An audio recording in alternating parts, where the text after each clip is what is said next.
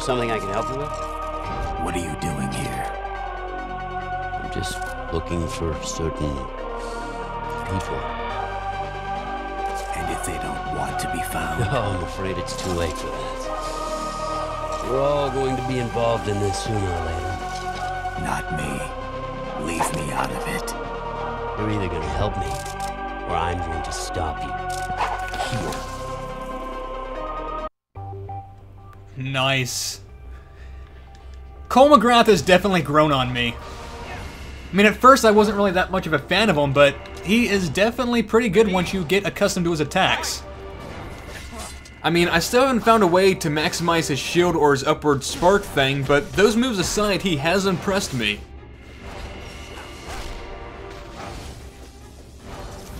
If I can do some more of those sticky bombs, then I'll definitely level him. Do more grabs, too. Wow. Yeah, he's not that bad. Oh. See, that's one of the major issues with these level 1 attacks, is that if the enemy can time it just right and dodge at the precise moment when you're activating it, then they can avoid the attack altogether and null out your special. Couldn't avoid that one, though. Invincibility frames now. Need to get the timing on the invincibility frames, too. That way I know exactly when to attack.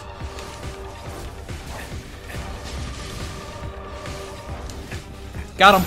Sticky bomb. Freeze ray. Oh. Crap. He is good on the air dodges. I need to learn how to do that. If I can do that, I might be able to master Cole. Oh, there's some nice combos right there.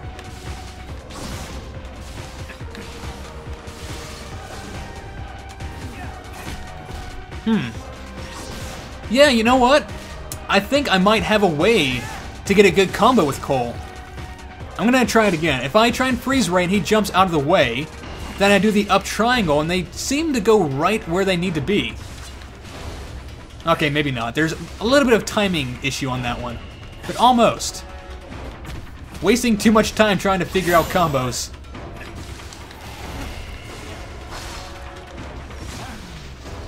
Oh, anyways, getting back to killing Raiden. Oh, you're kidding me. He had invincibility frames right there? Boo Ray! Again, air dodge. He is good with that. That or my timing is just completely off. Could be that my... Did he just do a wall climb? Suddenly, this is Ninja Gaiden. Don't know how useful of an ability that was, but it looked cool. Yeah. I mean, I guess I can work with the environment too when I do the tether thing, but still. I mean, this tether right... Is that... No. Tether is that one. I said tether is that one. Never mind. Screw it. You've seen it before. No need to show it off again. Those air dodges. Why is he getting experience when I'm attacking him? That's not right.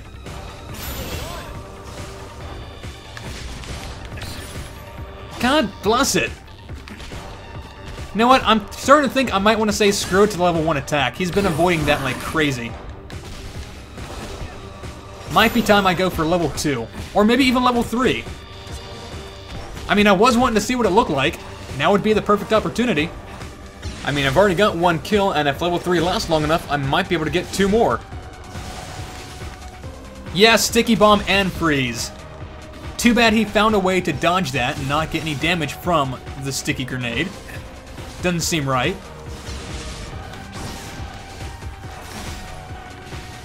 Come on. Get on. Almost level 2, and then I can find out what level 3 is. Yeah, that shielding thing is a bit of a pain, gotta say. Because he's able to avoid the sticky bombs. He should not be able to do that. Sticky bombs should do damage every single time.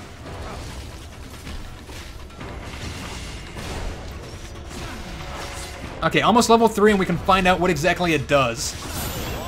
I mean, level 2 is the ice thing, so I can't... Damn it. I can't imagine what level 3 would be. I'm not holding my breath. Might be Tornado, but Tornado was Infamous 1.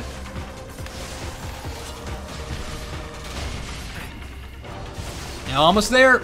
Can we get it?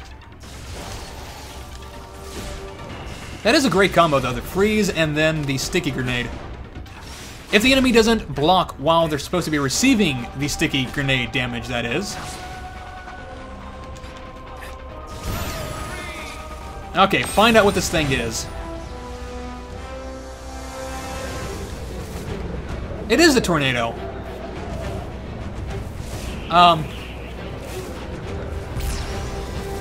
Okay. Yeah. I still only got 1 kill with that. I probably don't want to ever do that again. That is a complete waste. Maybe it's good on multiple enemies, but one-on-one, not so much. Oh, damn. And he's already at level 1. Not good. Damn it, with his air dodges. I get that he's supposed to be this master ninja-like quick character and all this, but come on! This is getting insane. Especially the fact that he's able to dodge the sticky bomb's explosives.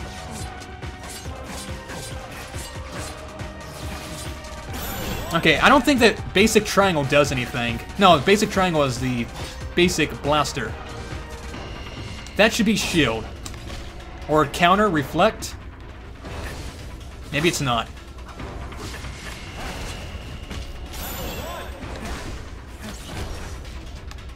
Come down here. You bastard. Oh god, 2-2. This might be the first time we've lost a one-on-one rivalry fight. Ha! Finally one of my sticky bombs actually explodes and deals damage to this guy. Catch you later. There we go. Damn, that was an interesting fight. I tell you, aside from Noriko, every single one of these one-on-one battles has provided me with a nice challenge. It's just a shame, though, that this game does not keep track of how many times you miss your special. I would have loved to have seen that statistic in this fight.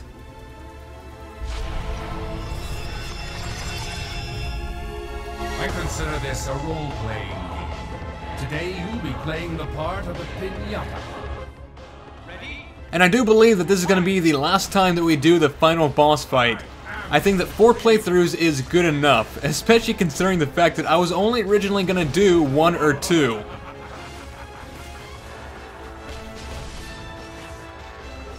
I might be tempted to do some of the challenge mode stuff just to see what that has to offer, but in terms of story, I think we're done. I might also find out what exactly we unlock in terms of costumes, characters, or not characters, minions and whatnot. Because I am rather curious about that. Because I don't think we checked what we unlocked when we beat it with Noriko. What her minion was. And I'm assuming it would be her sister, but at the same time, her sister actually appears during one of your specials, so maybe not.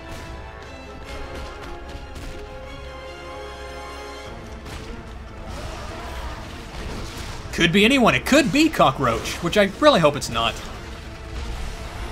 Oh god. Too many bright lights! Alright, 1 down. The tether is nice for that.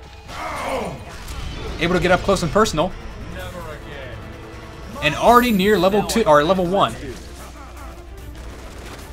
Nice. Oh god.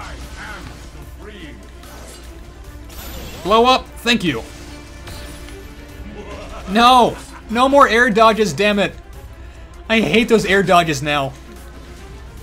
They completely suck. Why has the AI learned how to do those more frequently? I swear, I've seen more air dodges in the past 2 rounds than I have in the past 3 hours. Okay, I think it's probably best just to go to level 2. Screw level 1, they dodge it too often.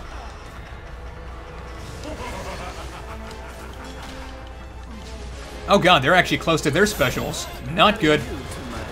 Actually, Dante's already at his level 1. What is going on? No! Get out of the way. Do more grabs. Do all the grabs. No, no, no. Get close. There. Yes! Get his. Get the axe. Maybe I can get level 2 with this. And I am completely dizzy. Well, I guess that's one way to balance that. You use the axe too much, you get dizzy. Move out of the way. You persist. New challenge must be arranged. Get him again, quick. I think I'm about to die. I can feel it in my bones. It's coming. Did that get them both? No! Damn you, Dante. Of course he had to dodge. Thankfully he doesn't know how to block the grenade thing. The sticky grenade. How about that? What a punk. Crap. Invincibility frames save me from the blast. No!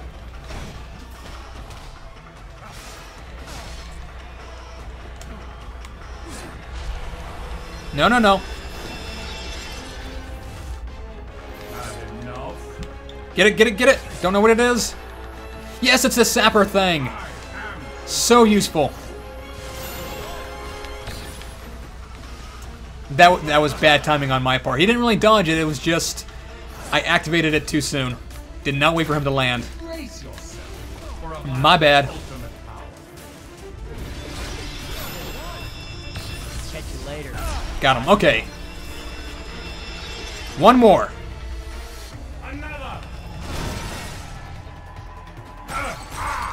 I also need to get the dodge rolls. I don't know why, but just holding down L1 and then moving just seems kind of cumbersome.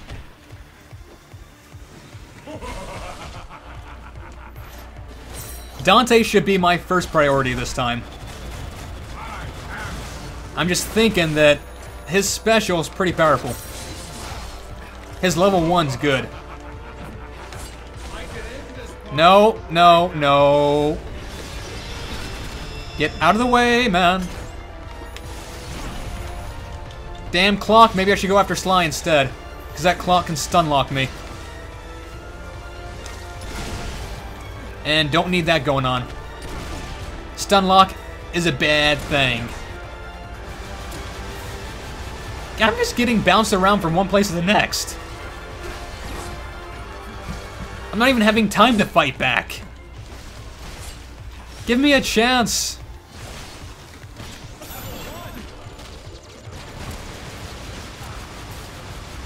God, I'm just constantly in the air. Dare I attempt a level 1 attack? No, it'd be a waste. There's no way I could get him. Just save it. At least at level 2 I have a better chance of getting all 3 at once. Never do level 3 with Cole. Just not worth it. Well, I mean, maybe it's worth it with 3 people, but 1-on-1 or 1-on-2, definitely not. Close. Getting close. Might be able to get level 2. I don't know why I'm getting so tense when I still have 3 lives left. Alright. Get out of the way, out of the way.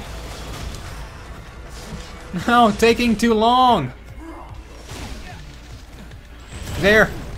It's right there. It's in my grasp. Why does it seem to be taking so long to get this experience? There. Did it get all 3? No, you bastard. Who was that? It was Jack. Well, at least Jack isn't that hard. Not... Oh my god, he's got his level 2. No, level 1. Almost level 2. If I can freeze him and grab him, I might have a chance. Get that orb too. For a blast of ultimate power. No, no, no. He's gonna do it. He's got his level 2, he's gonna get it. This is gonna be close. He might even be able to get 2 kills out of that level 2. Catch you later. Ha! Oh my god, that actually worked. For a second there, I thought Jack was gonna get his revenge on me for not choosing him during one of the playthroughs.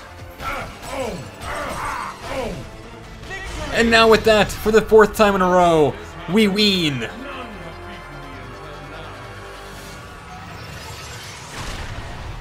You know, Cole is the only character where that looks appropriate. It honestly looks like he is absorbing another blast core. I can only imagine what new powers he's getting this time.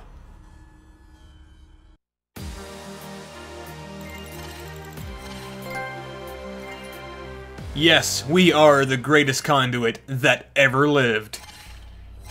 8 icons and 3 backgrounds. I want another minion. And all the way to level 24, nice. I don't know if those people were conduits or what. It's long past the time I could worry about who's on which side. I've got work to do. It's time to end this, once and for all. Time to show everyone what I can do and why I'm doing it. I'm gonna save this city, or die trying. And with that, this game, or at least my playthrough of it, is now finished. Which means it's time to sit back and thank the glorious people who made it possible. And also, I guess, time for my review of the game, which, truth be told, is not going to be that easy to do, because this is one of those games that really needs a lot more time to play through than just 3 hours. In all honesty, I only got a sampling or a taste of what the game had to offer. I did story mode 4 times, but that's only 20% of the characters in the game. And of those 4 characters, I got a nice feel for what they were like, but I did not master a single one of them. At this point, I still do not know which one would be my main. Yeah, I love Noriko and Ratchet, but who's to say there's not another character in the game that I might not love more? And that's one of the great things about this game. Unlike the Smash series, who has, to be honest, quite a few characters who are clones of each other and share similar movesets, each one of the characters in this game seem to have their own unique moves. I don't think I saw even once a character have the exact same move as anyone else. And I'm sure with that, this is a nice segue, I'm sure there's going to be a lot of people who are going to be making comparisons between this and the Smash series for obvious reasons, but this is a 2D platforming fighting game. Simple as that, it's a genre of its own, just like the shonen superstars in Japan. It's a genre all of its own, one that I really hope gets expanded on in the future. Just like how I hope the genre of minion controlling games get expanded past Pikmin, Overlord, Little King Story, and all those other games like that. But since I'm sure a lot of people are going to be asking, which game would I prefer, Smash Brothers or All-Stars, it's really a complicated issue because I would say, in all honesty, Smash Brothers is more for a casual type fighting game more than a tourney style. And let me explain that. When you think of Smash Brothers and tournament, you think no items, final destination, Fox only. That is pretty much the standard for a lot of people when it comes to tournaments. You limit what makes Smash Brothers a lot of fun in the first place, the randomness that is so many of those different items. And those items are what really bridges the gap between players and their skill levels. It can really make the difference between winning and losing. As opposed to All-Stars, where yeah, there are weapons in this game as well, but from what I saw, very rarely did they ever make the difference in a match. Yes, there were a couple of weapons that would sap your experience, but nothing on the level of the hammer or the baseball bat in the Smash series. All-Stars just seems like the game that more people would be playing in tournaments. It's got more of a professional vibe to it. And not to mention that the random luck factor seems to be non-existent. So, which game do I prefer? Again, I think that really comes down to preference. And personally for me right now, with only 3 hours clocked into this game, and those 3 hours being just in story mode, not a single exhibition match, I would have to give this slight lead to the Smash series, mostly because I know the characters in that game a little bit better, as well as the different items. But, given time, I'm absolutely confident that this game will come out on top. And I really do hope that this game succeeds, not just because I find it a little bit fun, I find a lot of games fun that end up failing, but because I want there to be more of this game in the future, more DLC, more sequels. And they've already announced that Starhawk's going to be making an appearance in the first set of DLC, a game which admittedly I have not yet played yet, but I'm still looking forward to. Mostly because, if memory serves, there is a lot of third-person tower defense in that game, and I am very interested in seeing how they're going to convert that into a 2D fighting game.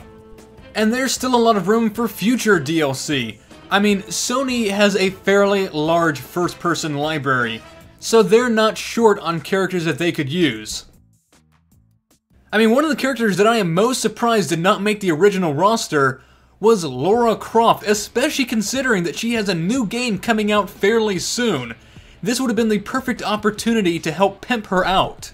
Probably the wrong choice of words there, but imagine Nathan Drake being Lara Croft's rival. It is a match made in heaven.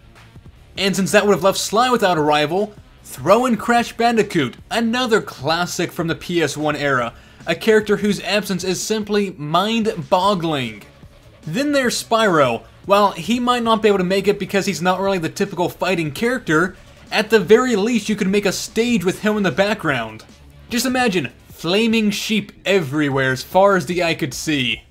And if we're just talking about backgrounds here, Katamari originated on the PlayStation. Imagine a big Katamari ball with Katamari music. But going back to characters, one of the most obvious, and I'd be surprised if it's not the most requested, the Wanderer from Shadow of the Colossus. Who doesn't want him in this game? The list of games and characters that originated on the PlayStation goes on and on. And speaking of going on, good lord are there a lot of credits to this game. I mean, I knew it was a fairly big game and a lot of people were working on it, but I did not imagine that this many people were involved. I'm gonna have to speed up these credits by quite a bit. But this does give me the opportunity to get something to drink because my throat is killing me right now. Ah yes, through the magic of post-editing, that 5-minute break will be, or has been for you guys, reduced to mere seconds, and the credits continue to roll. I really hope they have not begun to loop. I mean, the people who made this game deserve recognition and thanks for what they did, but there is a limit to the patience. Kinda makes me hope that there's gonna be a trophy for sitting through all this. But there is one thing that I kind of forgot to mention during my review of the game, which is actually kind of surprising considering I spent most of my time in story mode, but that's story mode. The actual story of the game seemed absolutely lacking. It just seemed like there should have been a lot more to it that they ended up cutting out. Especially at the very end when the floating head possessed the winner of the Battle Royale. Which actually kind of brings me back to future DLC. I really hope that it's not exclusive to just characters and that they actually expand upon the story with future DLC and we don't have to wait for PlayStation All-Stars Battle Royale Part 2. Can we make the title of this game any longer? But it did take Smash Bros. 3 games before they got an actual story, so maybe now that they've got the combat down and the game mechanics down for this game, maybe Part 2 they can focus more on the story. And more characters. Always more characters. 20 is fine since that makes it so no two characters are clones of each other. I don't even think Cole and Evil Core are complete clones, but always more characters. And if you have to branch away from PlayStation exclusive games, then I'm sure no one would argue Ezio, or Darksider's Death, maybe even War. But they shouldn't have to because they've got a huge library. I mean, just reviving characters from the PS1 era like they did for Medieval, they've got Tomba, Brave Fencer Musashi, or Kingsley from Kingsley's Adventure, who could actually play just like Link.